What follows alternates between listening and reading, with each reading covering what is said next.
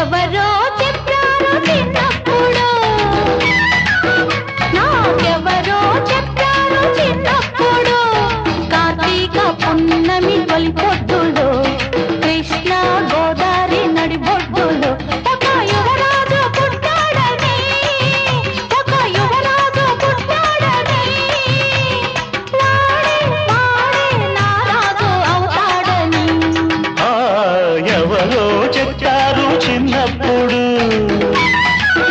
నాకెవరో చెప్పారు చిన్నప్పుడు, వైశాఖ పున్నమి తొలి పొద్దులు, కృష్ణ కావేరి నడిబొడ్డులు ఒక యువరాణి పుడుతుందని, ఒక యువరాణి పుడుతుందని, ఆమె ఆమె నారాణి అవుతుందని.